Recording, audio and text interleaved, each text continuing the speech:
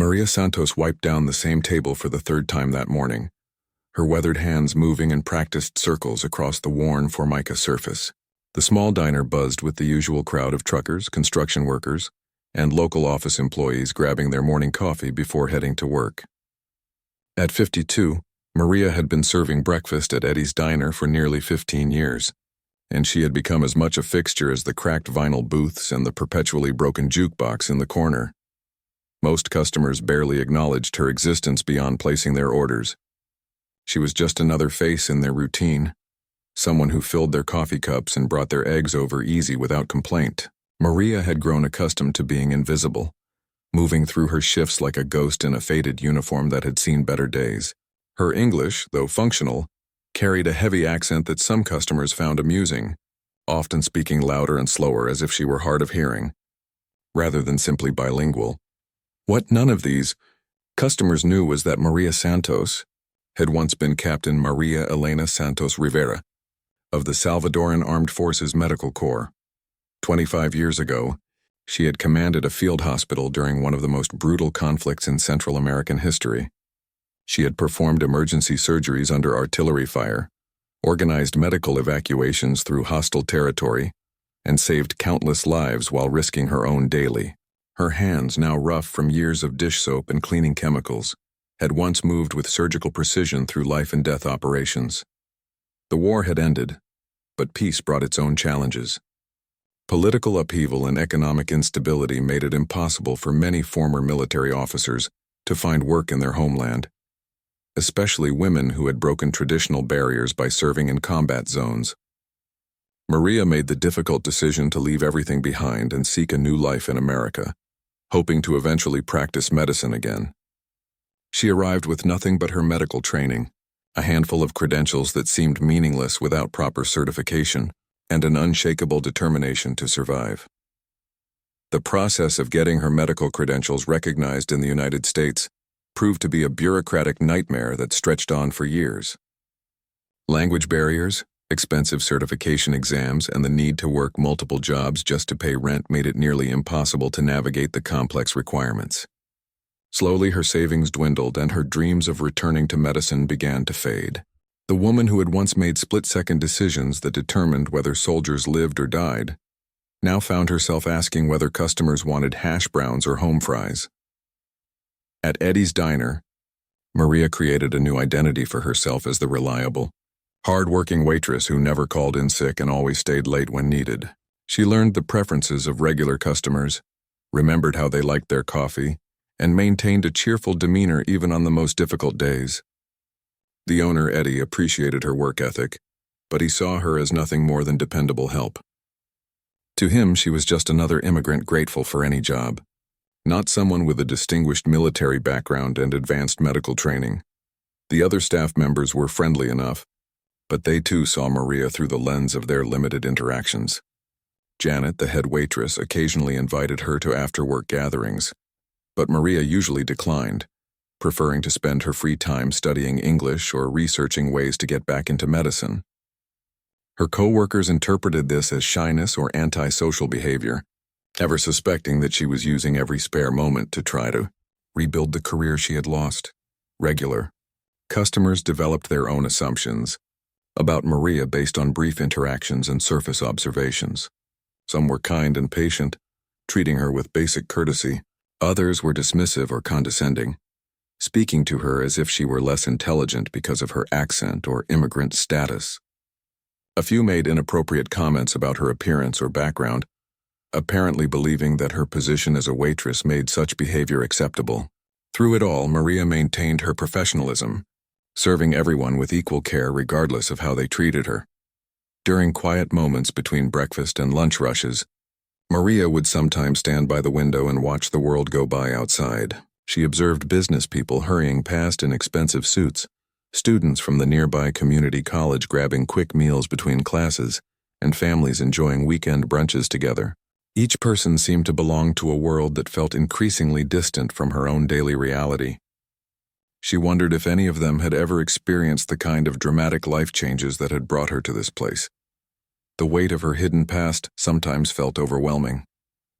She had memories of commanding respect from subordinates and colleagues, of being consulted on critical decisions, of knowing that her expertise could mean the difference between life and death. Now, her most important decisions involved whether to suggest the daily special or refill someone's coffee cup. The contrast between her former life and current circumstances created a strange form of grief for the person she used to be. Despite these challenges, Maria refused to let bitterness consume her. She approached each day with quiet dignity, treating every customer and coworker with the same respect she had once shown to everyone from enlisted soldiers to commanding officers. She understood that her current situation was temporary, even if she didn't know when or how it might change. Her military training had taught her patience, resilience, and the ability to maintain hope even in the darkest circumstances. As another busy morning wound down and the lunch crowd began to arrive, Maria straightened her uniform and checked her reflection in the chrome surface of the coffee machine. The woman looking back at her bore little resemblance to the confident military officer she had once been, but the same strength and determination lived behind her eyes. She had survived war, displacement, and years of struggle. Whatever came next, she would face it with the same courage that had carried her through everything else. Little did Maria know that her life was about to change dramatically, and that all those years of quiet service and hidden dignity were about to be recognized in a way she never could have imagined. The morning of March 15th started like any other at Eddie's Diner. Maria arrived at 5:30 to help prepare for the breakfast rush, tying her apron and filling the first pot of coffee as the sun painted pale streaks across the horizon.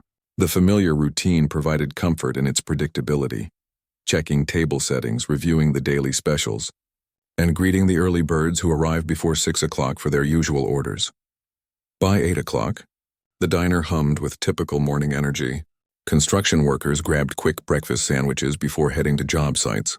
Office workers picked up coffee to fuel their commute, and retirees settled into their favorite booths for leisurely meals and conversation.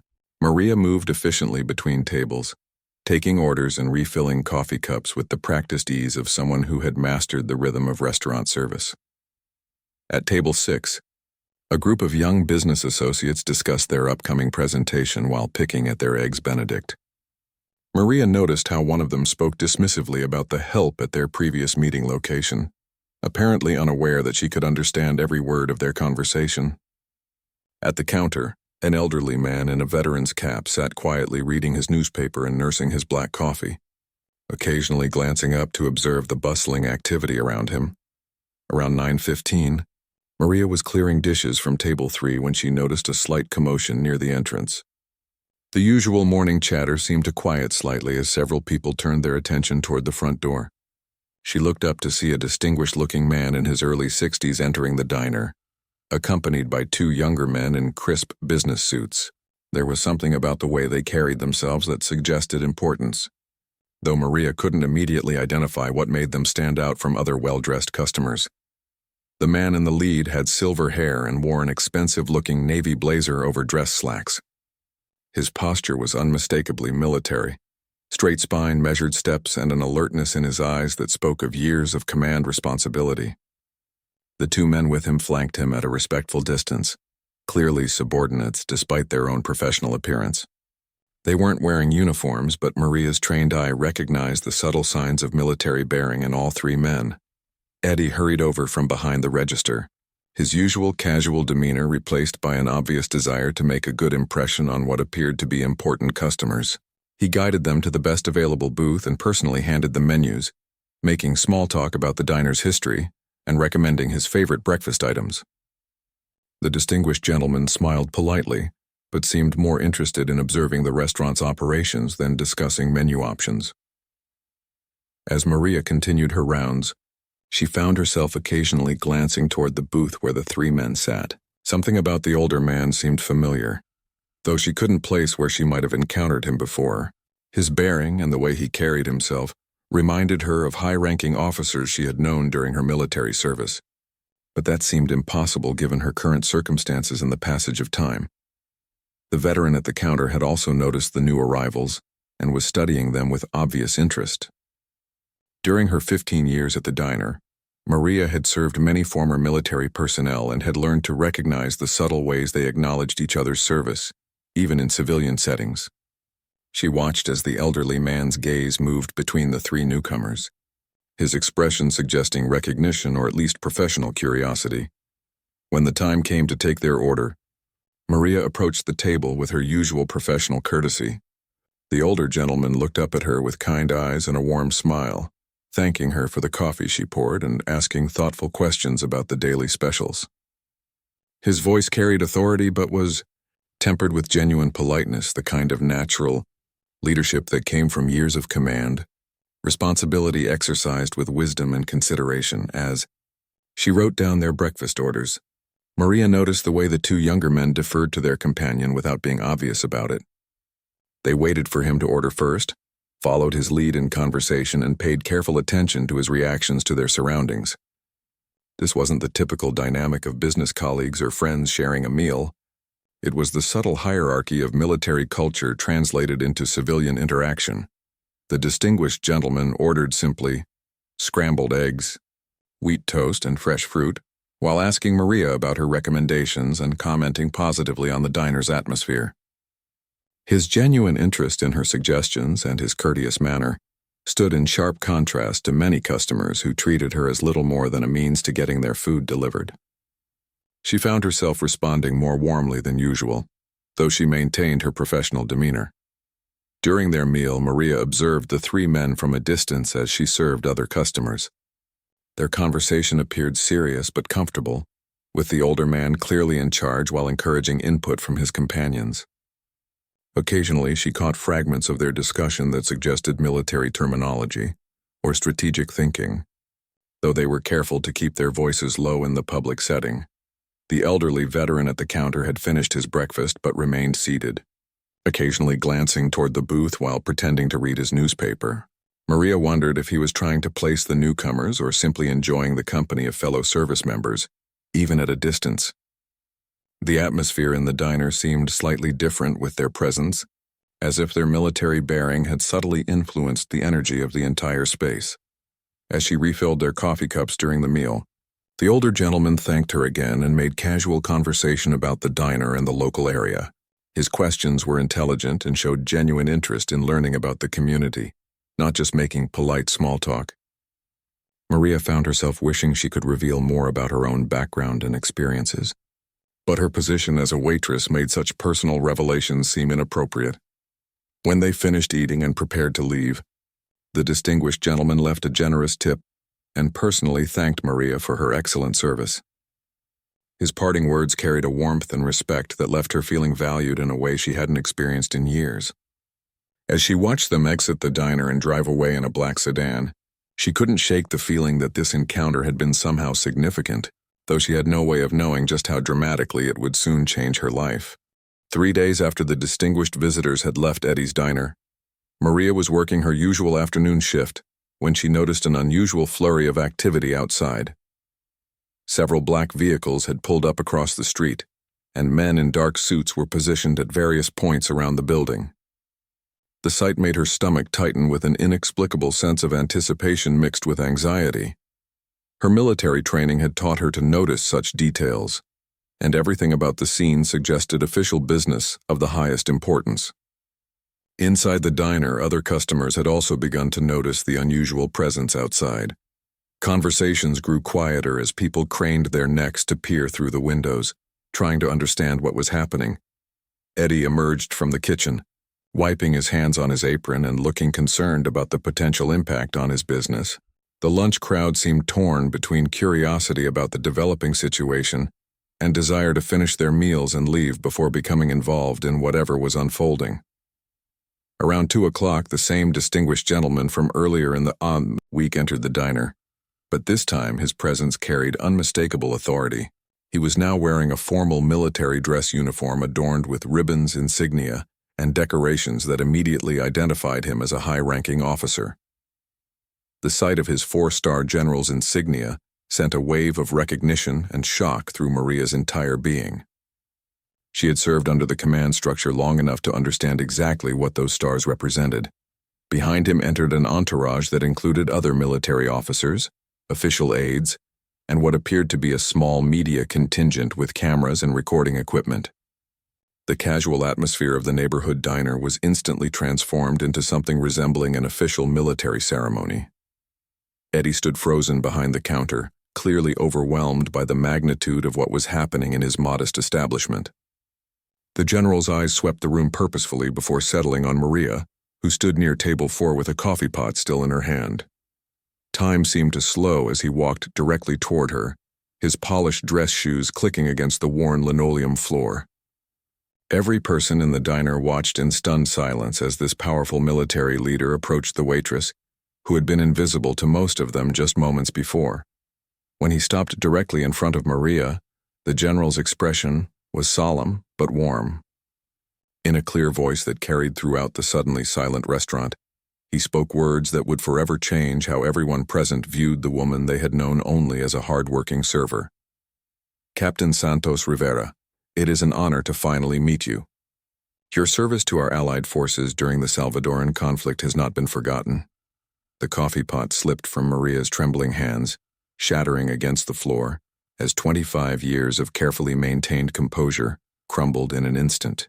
The general continued speaking, his voice growing more emotional as he recounted specific instances of her heroism during the war. He described how her field hospital had saved the lives of American military advisors, how her medical expertise had been crucial during a particularly devastating battle, and how her courage under fire had earned the respect of international forces serving in the region. As the general spoke, Maria's co-workers and regular customers began to see her through completely different eyes. The quiet woman who had served their breakfast for years was being revealed as a decorated war hero whose actions had saved countless lives. The elderly veteran at the counter, tears streaming down his face, later admitted that he had suspected something about her military bearing, but never imagined the extent of her service and sacrifice. The general then reached into his jacket and withdrew an official document along with a military decoration that gleamed under the diner's fluorescent lights. He explained that newly discovered records and testimony from surviving American personnel had led to her being awarded a commendation from the United States military for her extraordinary service to Allied forces. The medal recognition had taken years to process through official channels, but the military had finally tracked her down to present it properly. With precise military bearing, the 4-star general straightened to attention and rendered a perfect salute to Maria, holding the position until she instinctively returned the gesture with the crisp precision of her former rank. The entire diner watched in absolute silence as these two warriors acknowledged each other's service across the barriers of time, nationality, and circumstance. The moment was captured by photographers and would later become an iconic image representing recognition of hidden heroism. Maria's voice was barely a whisper as she thanked the general for the honor, struggling to find words in either English or Spanish adequate to express her emotions.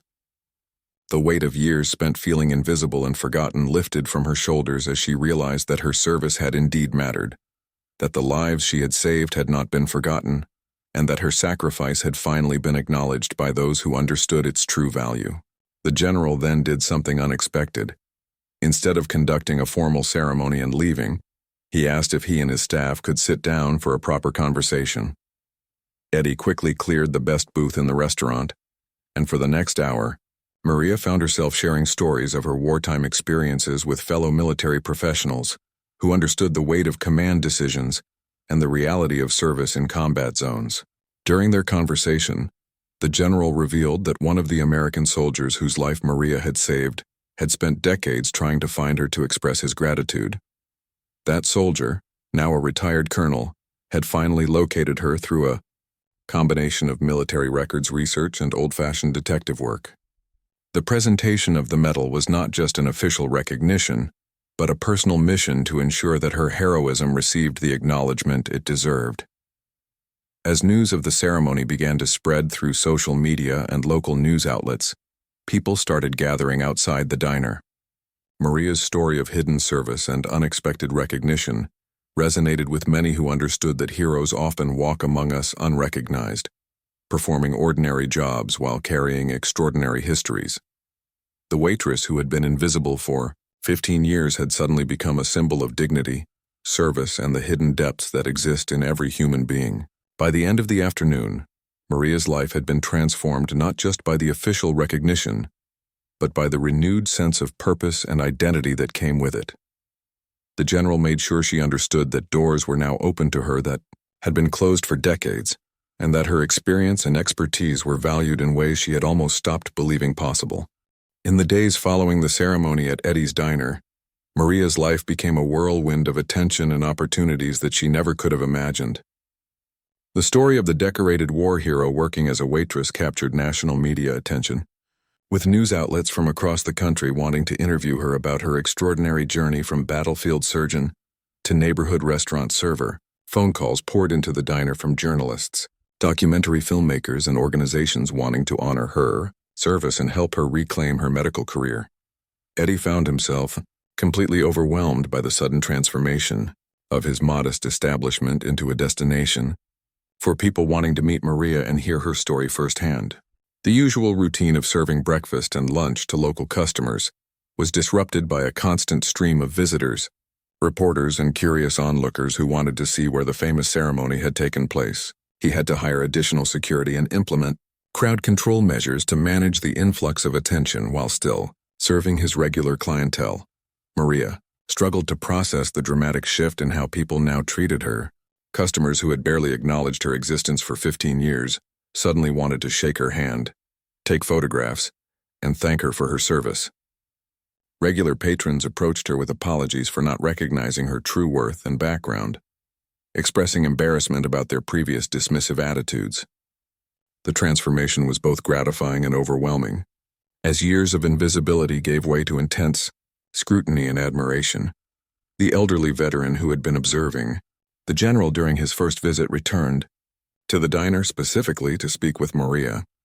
He introduced himself as Sergeant First Class Robert Chen, retired, and revealed that he had served in Central America during the same period as her deployment.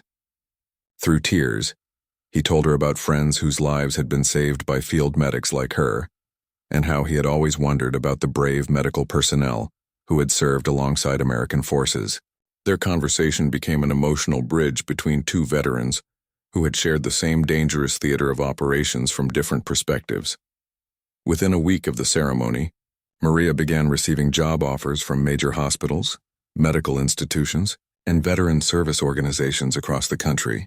The recognition she had received from the four-star general had opened doors that her foreign credentials alone never could have unlocked. Several prestigious medical centers offered to help her navigate the credential recognition process, providing resources and support that had been unavailable to her for decades. The American Medical Association reached out with information about programs specifically designed to help foreign-trained physicians transition back into practice. Dr. Elizabeth Morrison from Johns Hopkins Medical Center called personally to offer Maria a position as a consultant in their trauma surgery department. While she worked toward full medical license, restoration, Dr. Morrison explained that Maria's combination of battlefield medical experience and years of patient service made her uniquely qualified to help train the next generation of emergency medicine physicians. The opportunity represented everything Maria had dreamed of during her years of serving coffee and clearing tables. The Department of Veterans Affairs also contacted Maria about joining their medical staff. Recognizing that her unique background would be invaluable in treating veterans who had experienced combat trauma, they offered to fast-track her credential review process and provide specialized training to help her adapt her military medical experience to civilian veteran care. The irony was not lost on Maria that the same government bureaucracy that had seemed impenetrable for decades was now actively recruiting her. Services.media interviews revealed the broader implications of Maria's story for thousands of other immigrant professionals who had been unable to practice their trained professions in the United States. Immigration advocacy groups reached out to use her story as an example of the talent and expertise that often goes unrecognized in immigrant communities. Several universities invited her to speak about her experiences, hoping to inspire policy changes that would better utilize the skills of foreign-trained professionals. The financial implications of these new opportunities were staggering compared to her waitress salary. Medical positions were offering salaries that would transform her economic situation overnight, finally providing the security and stability she had been working toward for decades. More importantly, the offers represented a chance to return to the work she loved and had trained for, using her skills to save lives rather than serve meals. However, the sudden abundance of choices also created unexpected stress and decision-making challenges. After years of having limited options, Maria now faced the overwhelming task of choosing between multiple prestigious opportunities.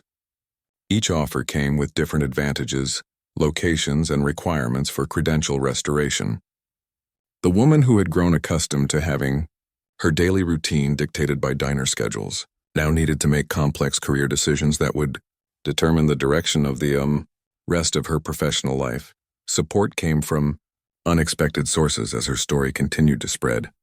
A group of retired military officers established a scholarship fund in her honor to help other veteran immigrants pursue professional development and credential recognition. The fund received donations from across the military community, with contributors expressing gratitude for her service and determination to ensure that other heroes didn't remain hidden for decades. Local community members also rallied around Maria with practical support and encouragement. Neighbors she had never met brought flowers to the diner, regular customers organized a celebration dinner in her honor, and the mayor presented her with a key to the city during a formal ceremony. The recognition felt surreal to someone who had grown accustomed to being overlooked, but it also provided validation for the years of patience and perseverance that had brought her to this moment. Throughout this period of dramatic change, Maria remained remarkably grounded and thoughtful about her next steps.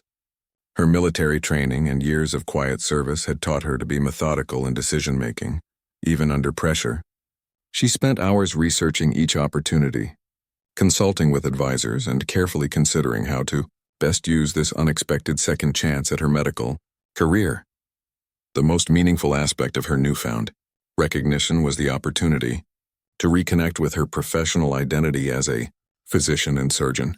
For the first time in decades, people were asking for her medical opinions, consulting her about healthcare policy, and treating her as the expert she had always been. The intellectual stimulation of these conversations reminded her of how much she had missed using her medical training and knowledge to help solve complex problems and save lives.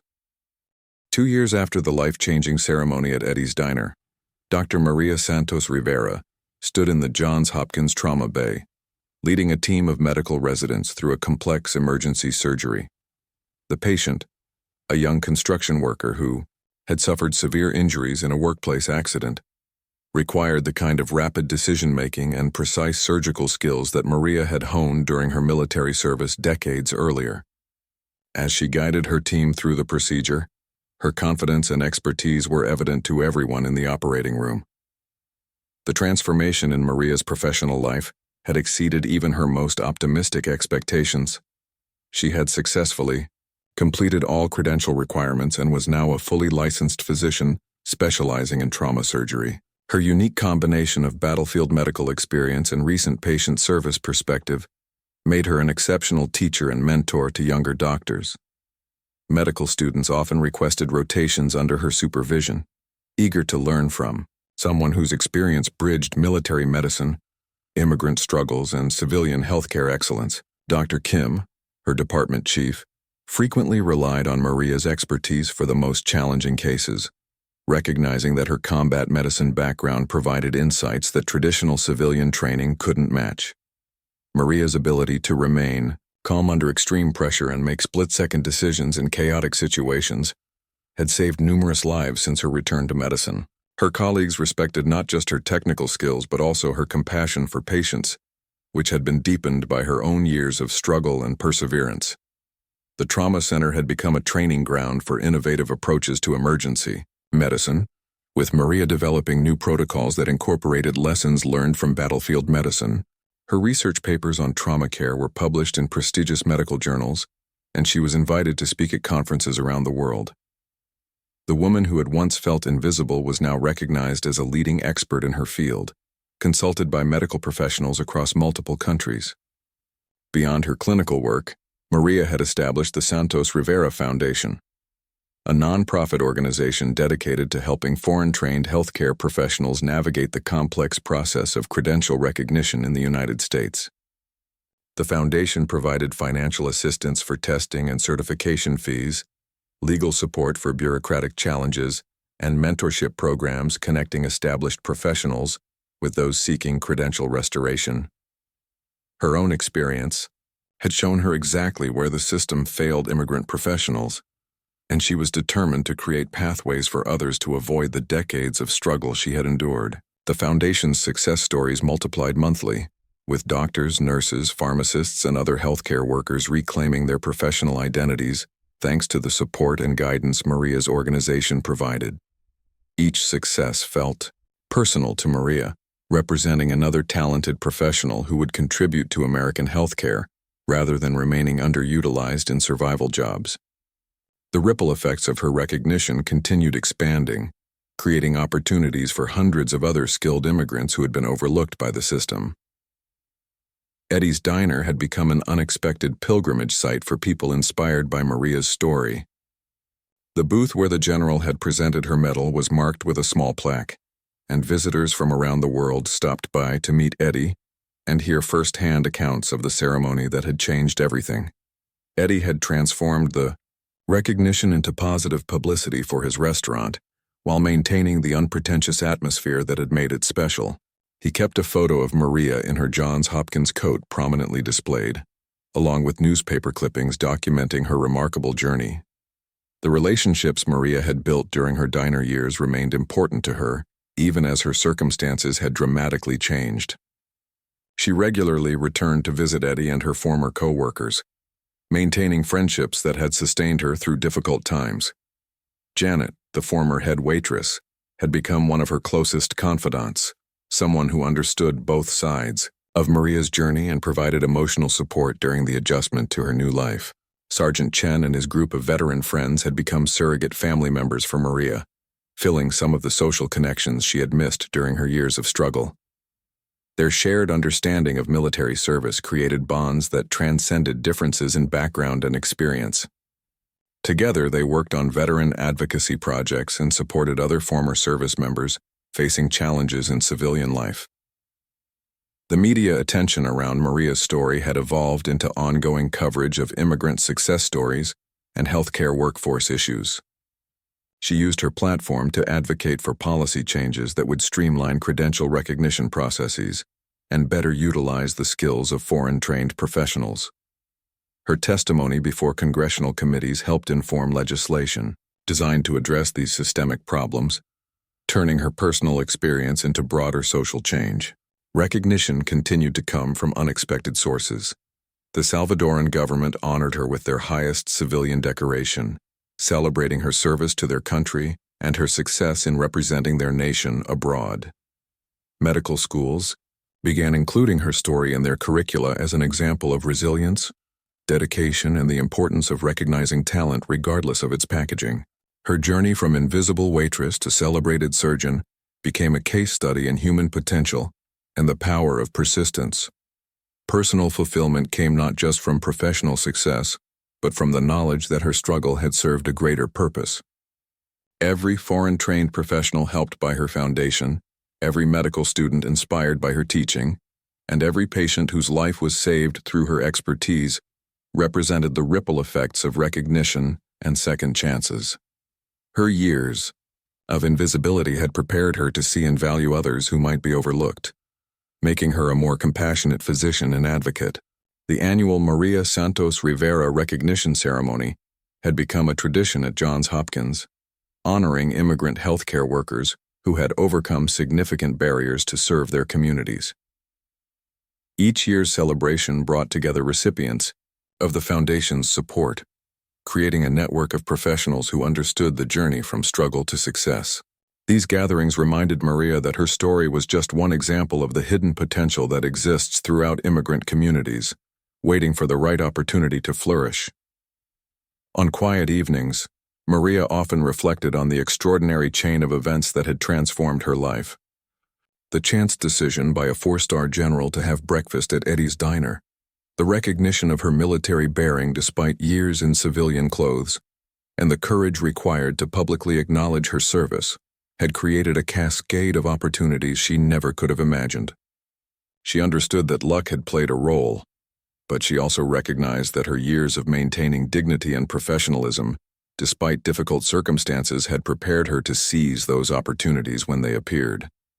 The young construction worker whose life she had saved in the trauma bay had recovered completely and returned to work, unaware that his surgeon had once been considered just a waitress by most of the world. His successful outcome represented everything Maria had hoped to achieve through her return to medicine: the ability to use her skills and experience to make a real difference in people's lives. Every successful surgery, every life saved, and every resident trained added meaning to the long journey that had brought her back to her true calling. As Dr. Maria Santos Rivera continued her rounds at Johns Hopkins, checking on patients and consulting with colleagues, she embodied the truth that heroism often wears ordinary clothes and speaks with accented English. Her story had become a powerful reminder that extraordinary people walk among us every day, serving coffee, driving buses, cleaning offices, and performing countless other jobs while carrying within themselves the capacity for greatness. The four-star general's salute had not created her worth. It had simply revealed what had always been there, waiting for the right moment to be recognized and celebrated. The legacy of that moment in Eddie's diner continued to expand, touching lives far beyond Maria's own remarkable transformation. In operating rooms, classrooms, policy meetings, and immigration offices across the country, her story influenced how people viewed immigrant professionals and the hidden potential that exists in every community. The waitress who had been invisible for 15 years had become a beacon of hope for anyone whose true worth had yet to be recognized, proving that it is never too late for talent, dedication, and courage to receive the acknowledgement they deserve. After weeks of careful consideration and consultation with career advisors, Maria made her decision. She accepted the position at Johns Hopkins Medical Center, drawn by their comprehensive support program for credential restoration and their commitment to trauma surgery training. The position would allow her to work as a consulting physician while completing the requirements to practice independently, providing the perfect bridge between her past medical experience and her future career goals. The decision felt like coming home after a 25-year detour through circumstances beyond her control. Her last day at Eddie's diner became an emotional celebration that drew hundreds of people from the local community and beyond. The small restaurant was packed with regular customers, fellow veterans, medical professionals, and strangers who had been inspired by her story. Eddie closed the diner to regular business for the afternoon, transforming it into a farewell party that honored both Maria's years of dedicated service and her exciting new beginning. Local news stations covered the event, turning it into a community celebration of recognition and second chances. The farewell gathering brought together people from every aspect of Maria's American journey. Janet, the head waitress, presented her with a photo album documenting her 15 years at the diner, filled with pictures of staff parties, regular customers, and quiet moments that captured the dignity she had maintained throughout her service. The elderly veteran, Sergeant Chen, brought a group of his military buddies who wanted to personally thank her and wish her well. Even some of the customers who had previously treated her dismissively attended, many offering heartfelt apologies and expressions of admiration for her grace under difficult circumstances. Dr. Morrison from Johns Hopkins attended the farewell party via video call, formally welcoming Maria to their medical team and outlining the orientation program that would help her transition back into hospital medicine. She explained how Maria's unique combination of battlefield trauma experience and patient service skills would be invaluable in training medical residents and developing new approaches to emergency care. The professional validation in front of her diner colleagues felt like the completion of a long journey toward reclaiming her true identity. The four-star general who had initiated Maria's recognition sent a personal message that was read aloud during the gathering. He emphasized that her story demonstrated the hidden strength and expertise that exists throughout American communities, often in the most unexpected places. His words reminded everyone present that true heroism rarely announces itself but can be found in the quiet dedication of people who continue serving others regardless of recognition or reward.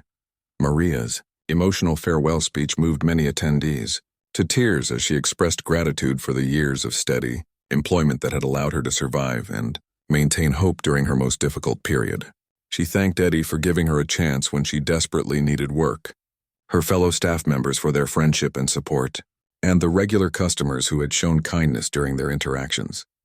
Most importantly, she emphasized that her experience had taught her never to underestimate the depth and complexity of any person's life story. The transition to her new position at Johns Hopkins required Maria to relocate to Baltimore and adapt to an entirely different professional environment after decades away from hospital medicine. The medical center provided comprehensive orientation that included updates on new technologies, treatment protocols, and administrative systems that had evolved significantly since her active practice days. Her colleagues were eager to learn from her battlefield experience while helping her navigate the complexities of modern American healthcare. Dr. Sarah Kim, the trauma surgery department chief, became Maria's primary mentor during the transition period. She had specifically requested Maria's assignment to her department after reading about her military medical experience and recognizing the value of her battlefield trauma expertise. Together, they developed training programs that incorporated Maria's hands-on experience with emergency medicine under extreme conditions, creating new approaches to trauma care that combined military field medicine with civilian hospital resources. Within her first month at Johns Hopkins, Maria was invited to speak at a national medical conference about battlefield medicine applications in civilian trauma centers. Her presentation drew standing ovations from emergency medicine physicians who recognized the relevance of her combat experience to their daily work treating gun violence, accident victims, and other traumatic injuries. The professional validation felt overwhelming after years of having her medical expertise ignored and underutilized. The credential restoration process moved more smoothly than Maria had dared to hope, thanks to institutional support and her newly elevated profile in the medical community. Legal advocates helped navigate bureaucratic requirements that had seemed impossible to overcome alone, while medical board reviewers expedited her application based on documented evidence of her exceptional service record. The same credentials that had been dismissed for decades were suddenly viewed as valuable assets that enhanced American healthcare capabilities.